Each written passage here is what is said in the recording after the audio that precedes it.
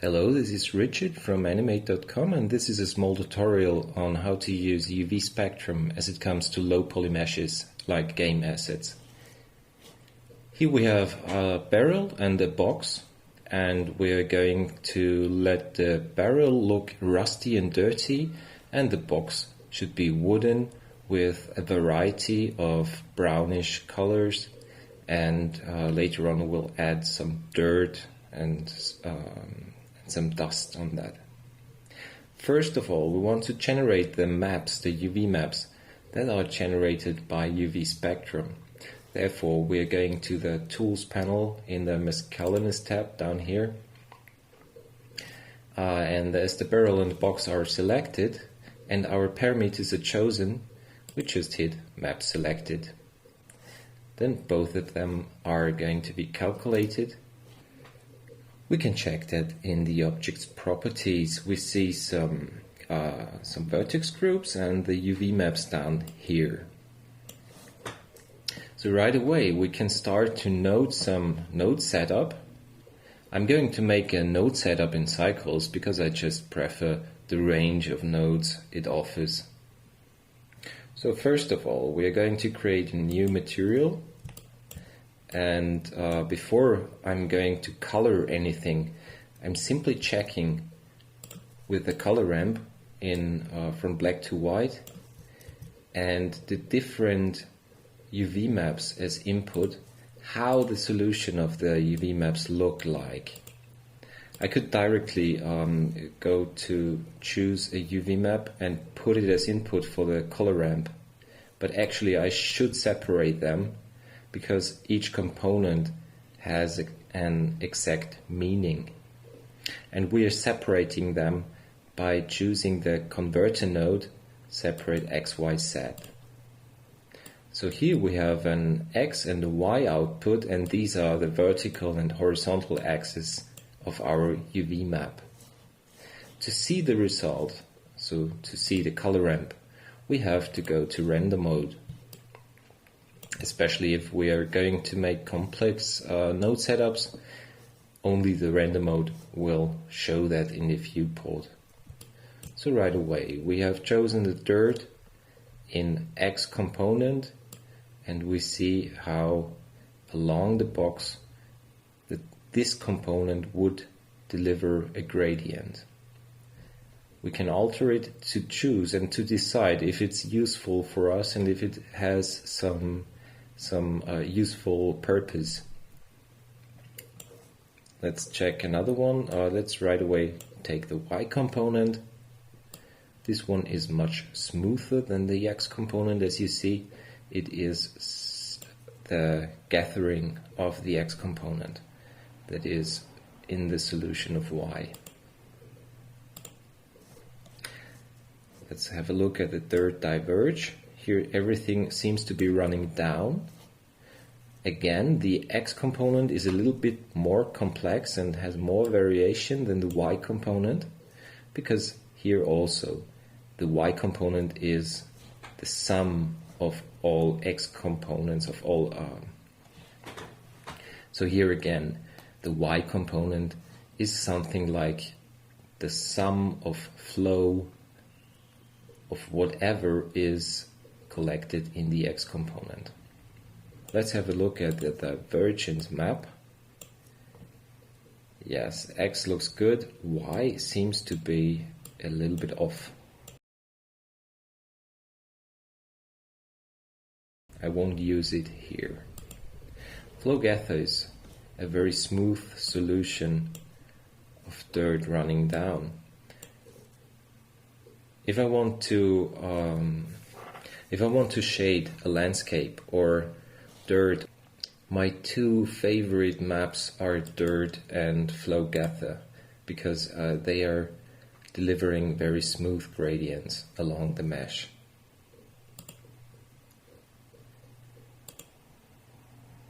And finally we have the seams and segments. The segments should be very good to color each plank of wood differently. So we are going to choose that And for the segments, it won't make a difference if you take the X or the Y component, because they are both the same solution. That doesn't hold for the texture, although the texture map is based on the segment map. So keep in mind that if you change the parameter of segment bias and also the smooth steps, then seams and segments will alter. They will look different. Okay, so we have checked all the maps, and we can choose some node setup now. As said before, first of all I want to make the color of the wood, and I'm going to use the segments for that. For the black side of the gradient, I'm choosing a dark brown color, something in the gray brownish area here. And for the white, there is just a vivid brownish color, something like this. In the middle, we're going to have some sandy, unsaturated brown, just like that. It's very reddish. So, there should be different brown colors for the different wood plates. Especially in the top of the box, you can see that we really get some variance here. So that's for the brown colors of the box. Next we want to have some variation, especially for dirt and dust running down. And as you can imagine, I'm going to choose the flow gather map to place some dust on top of it. Of course, dust will have a different color, so after the color ramp and before the color input of the diffuse shader, I'm going to add a mix color node. Here I will choose the color of my dust, which is a middle gray. And I'm simply copying the UV map node and the separate XYZ node. So I can choose flow gather in one of them and use the Y output as the mix of the color mix node. Right away you see how the box switches slightly. We don't see much here.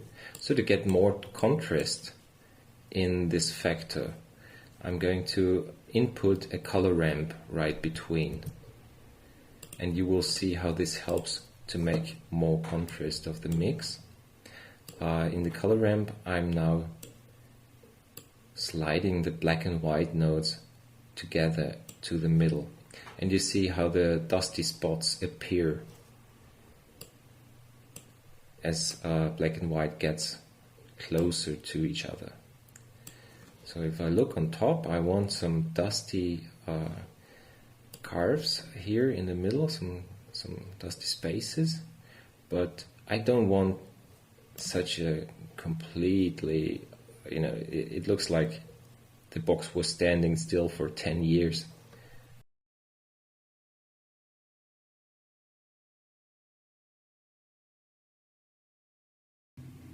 So much for this.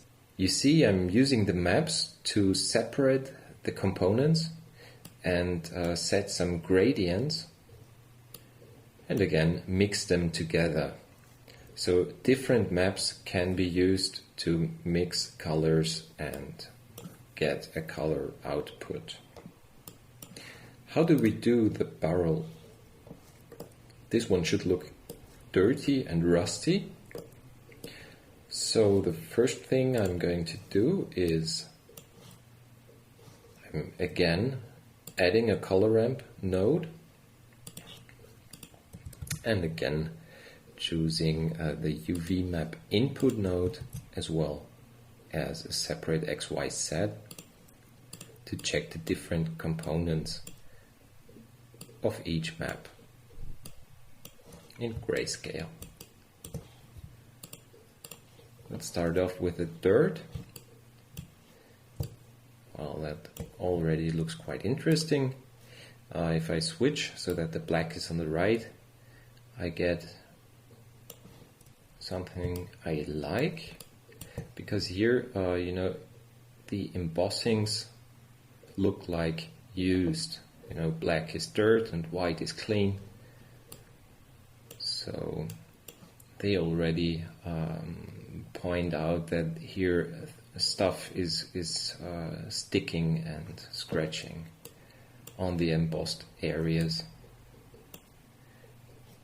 What about the Y component? Looks very smooth. Yeah, we can do some finishing gradient with the Y component. Dirt diverge. It gives us a very vertical gradient, but obviously it doesn't hold for the X component. It's not really useful because there is no big contrast in this one. Divergence set. Yes, here we have a lot more contrast. We will use this for the rust.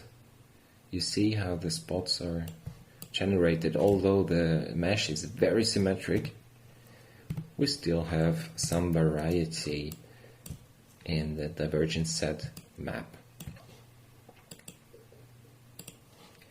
Flow gather.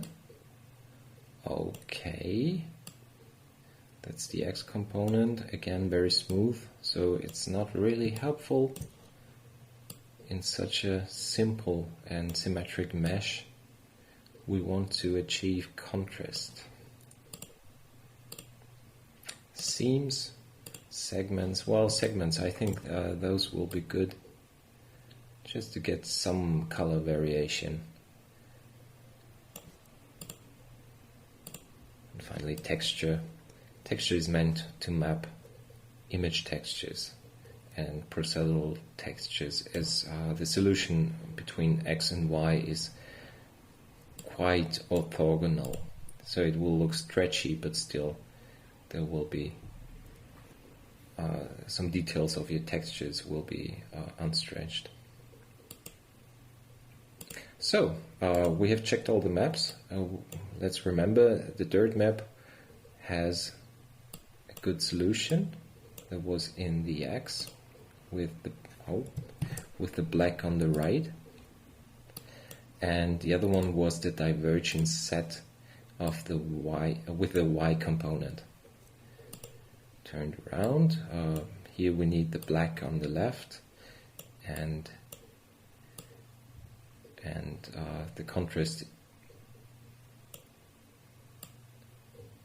and we see contrast if we focus on the left area of the color ramp.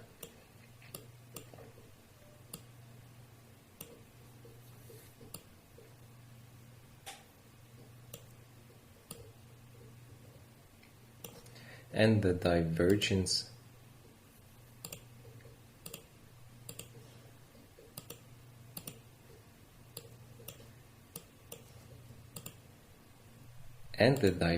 set, where I want the black on the left, no, again on the right. But to achieve more contrast, I'm sliding the nodes, the color nodes, along the color ramp together, so that they are closer to each other, and therefore also the color ramp on the mesh will be smaller. So how are we going to combine these different color ramps? As for the divergence set,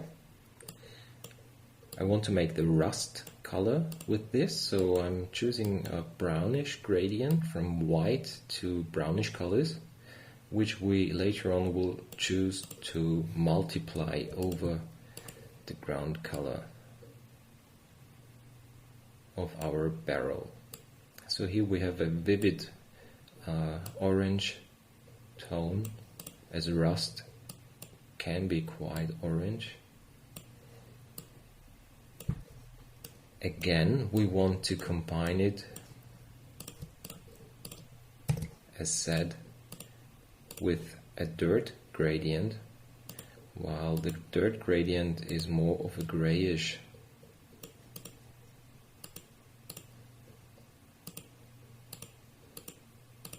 So let's say it's a blue barrel.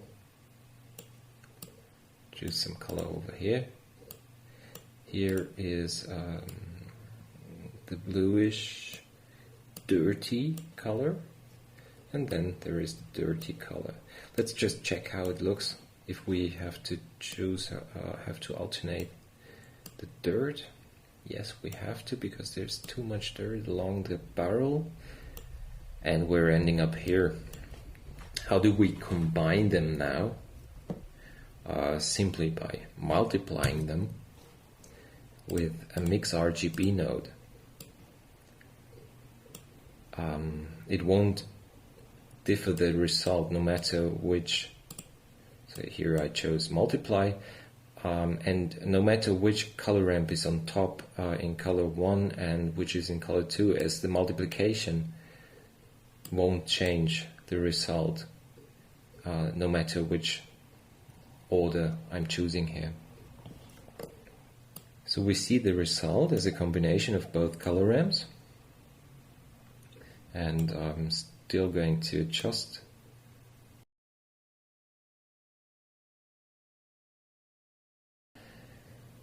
So the rust doesn't look very realistic, as it's really low poly, and we see more like a gradient of the mesh than really rusty spots. To get some variation into the rust, I'm going to add a fractal texture before we have an input for the rust gradient for this color ramp.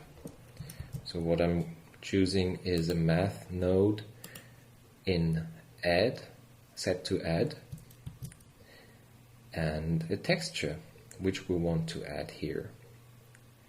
You see what happened right away is that now to any value that comes from x we are adding 0.5, a value of 0.5. So if x would get us a color here, we are adding 0.5 and we end up here. So the whole barrel gets brown now because we're only getting values above 0.5. Of course we don't want this. We want to have a fractal variation, like a noise texture. Let's just bump the detail up to 8 and the scale to 50, and choose the factor to add something to the input value. Right away we see a spotty texture, but still we are very much in the brown area here, because the noise texture has a factor output ranging from -1 to +1, which is a very big variation. We can scale that down by simply multiplying the output of the noise before we add it to the other input. And by multiplying we can define the amplitude of the factor. So choosing a smaller value for multiplication will make the variation of the rust smaller. We're just varying with a fractal structure in the range of 0.1, which is 1/10 of the color ramp. So that looks good. I think I'm going to take that. Of course we get more variation if we choose a second noise texture. It won't take long, so I will do that now. They have both the same amplitude, and I directly add the factors of them. Let's lower the amplitude to 5%, which is 0.05. Lower the scale of one of them.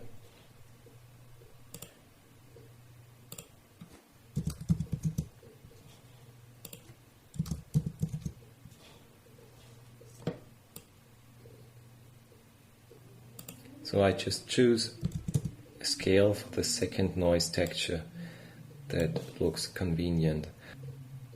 so that the noise has more variation than simply one scale noise texture.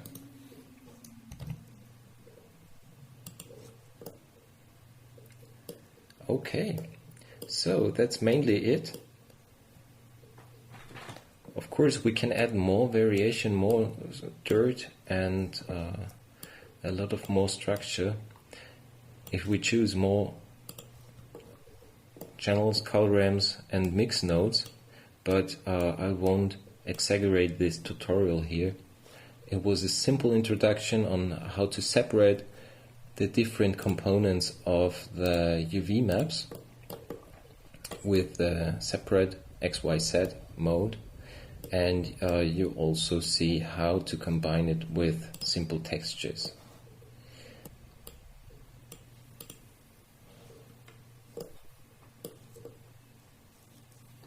Still very unhappy with the rust. I want to have more contrast in the rusty spots, especially for the noise texture.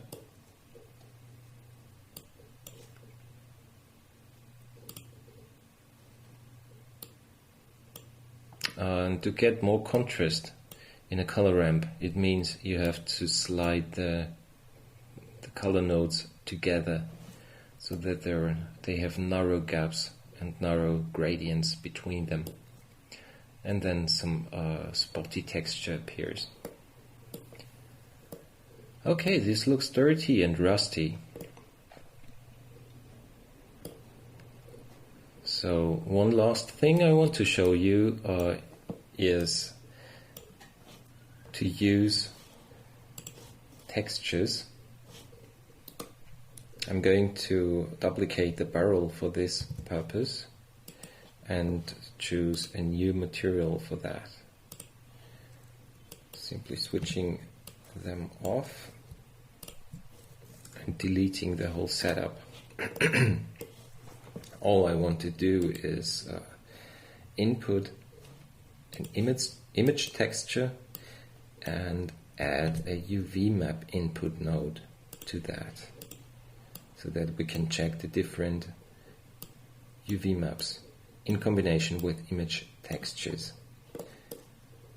You can imagine that you cannot take any texture to map onto your mesh, but some simple textures will work fine. Let's just have a look where they are.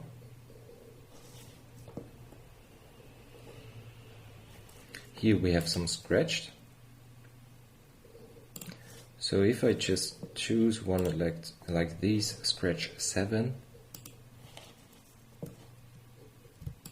right away we see a brownish colored barrel, and I'm simply cycling through the different map solutions here. You see the scratches of the map are, that's a good one, are mapped onto the mesh. So you could choose the characteristics of the scratches simply by changing the texture. If we have a look on the texture again, you see that it's a flow from left to right with a lot of worn and used and scratched details on the left and none right. But from top to bottom there is almost no variation. It looks the same on top as it does on bottom. That's because you need some tiling along the y-axis. Texture is also quite good. As said before, it will deliver some almost unstretched solution, at least compared to the other, like Diverge. Dirt Diverge won't be useful in that case. As you see, there is only stretching and no real useful solution here.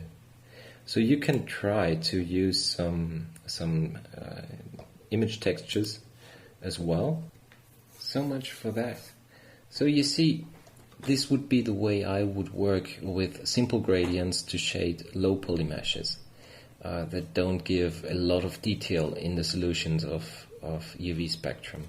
Although you get the different convexity type gradients and still can get a lot of detail and complexity by choosing simple gradient textures like the bump we have seen before, or in the case of the wood, it's simple gradients that are combined using the different maps to achieve a quite complex look. And remember, you can always add some fractal which is amplified down to a low percentage and add them to the input of a color ramp. So you get spotty textures and some fractal look, even though it is still based on a gradient. So I hope you see the possibilities that come with UV spectrum and the purpose and its use in combination with low poly meshes. Thanks for watching and happy blending. Bye.